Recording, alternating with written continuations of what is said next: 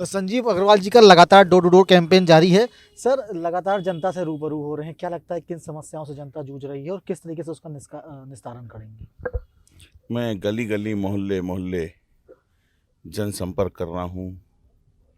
मलिन बस्तियों में भी जा रहा हूँ, गरीब जनता के पास भी जा रहा हूँ। जनता में असीम उत्साह और विश्वास का वातावरण है। भारतीय जनता पार्टी के प्रति उन्होंने एक विश्वास जगा है। जो पार्टी ने गरीब के लिए, जनता के लिए काम किए हैं ना निचले स्तर पे, उसी का परिणाम है कि आज जनता, महिलाएं, बच्चे, युवा सब भारतीय जनता पार्टी और उसके नेतृत्व के साथ खड़े हुए हैं। क्यों? क्योंकि विकास हुआ है, उनको सुविधाएं दी गई हैं, उनको सम्मान दिलाने का काम किया, उनके सामाजिक स्तर को मजबूत करने का, आर्थिक रूप से मजबूत करने का काम किया। हर छोटी सी गली में पक्की सड़कें बन चुकी हैं, लाइटें लग चुकी हैं, सर्वांगीण विकास हुआ है। इसीलिए वो आज भाजपा के साथ मजबूती से खड़े हुए हैं और मोदी और भाजपा के अलावा कुछ सुनने के लिए तैयार नहीं है। सर, बरेली कैंट की जनता की मैं बात करता हूँ। क्यों, कहाँ जा रहा सर, है? अरे चलो बहुत गया। हाँ, बरेली कैंट की जनता की मैं बात करता हूँ। सर, क्या लगता है विकास पूरा हुआ बरेली कैंट में या कुछ बचा है आपकी नज़र से देखा जाए तो? देखिए, विकास तो एक ऐसी चीज है, निरंतर चलने वाली प्रक्रिया है। विकास होता रहता है और निरंतर जरूरतें बनी रहती हैं। नित्य नई जरूरतें, नित्य नई योजनाएं समाज के लिए जरूरी है। और विकास 2022 में सरकार जब आएगी तो उसको और दुगनी रफ्तार से आगे बढ़ाएगी। सर, विधायक बनने के बाद वो कौन से 3 काम होंगे जो सबसे पहले आपकी नज़र में है वो पूरा किए जाएंगे?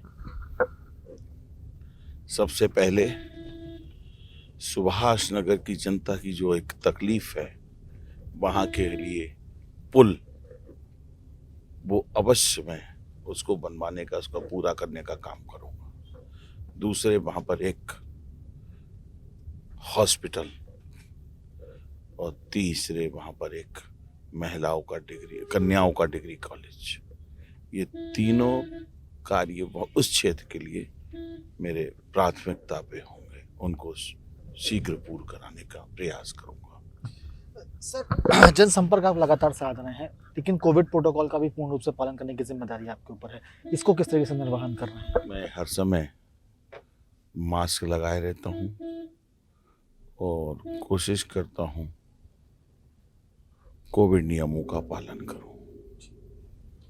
आखिरी सवाल है सर, बरेली कैंट से समाजवादी पार्टी ने सुप्रिया एरन जी को टिकट दिया है। आज उन्होंने नामांकन भी दाखिल किया है, क्या कहना चाहेंगे? वो कह रही है कि मैं पूर्ण रूप से काबिज हूँ सत्ता पर बैठने के लिए और जनता मुझे चुनेगी, ये उनका कहना है सर। जनता भ्रम में रहने को तैयार नहीं है, और कैंडिडेट अगर भ्रम में रहता है तो रहने दीजिए। 14 फरवरी को उनको समझ में आ जाएगा कि जनता भारतीय जनता पार्टी और उसके नेतृत्व के साथ मजबूती से खड़ी हुई है। लोगों को 17 और 17 से पहले का फर्क नजर आ रहा है। गुंडा युक्त, गुंडा मुक्त, माफिया, जमीनों पे अवैध कब्जे उस सरकार का आम बात होती थी। भारतीय जनता पार्टी में माफियाओं को जमीन में ध्वस्त करने का काम हुआ।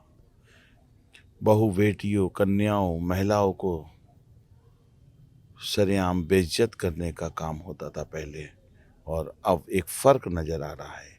उनके सम्मान और सुरक्षा की बात हुई है। किसानों को भी उनकी फसल का उचित मूल्य और उनकी फसल उचित दामों पर खरीद, दोनों काम एक साथ हो रहे हैं, और समय पे उसका पेमेंट, भुगतान, ये केवल भाजपा सरकार में ही संभव हो पा रहा है। तो लोगों को हर चीज में फर्क समझ आ रहा है, उस फर्क को पहचान चुके हैं, विश्वास उनका मजबूत हो चुका है, और भाजपा के लिए वोट करने के लिए तैयार है। धन्यवाद। जय हिंद, जय भारत। बिल्कुल, तो ये थे संजीव जी, जिनका साफ तौर पर ये कहना है कि जनता मोदी और योगी के अलावा कुछ भी सुनने को तैयार नहीं है और 2022 में फिर से योगी आदित्यनाथ की सरकार बनेगी, भारतीय जनता पार्टी की सरकार बनेगी और विकास से नियमित उत्तर प्रदेश को जोड़ा जाएगा। वीडियो जर्नलिस्ट बाबूलाल के साथ Abhishek Pandey, daily insider, Bareilly. UP और देश दुनिया की तमाम ताजा तरीन खबरों के लिए आज ही गूगल प्ले स्टोर से इंस्टॉल करें हमारा तेजी से उभरता न्यूज ऐप डेली इंसाइडर।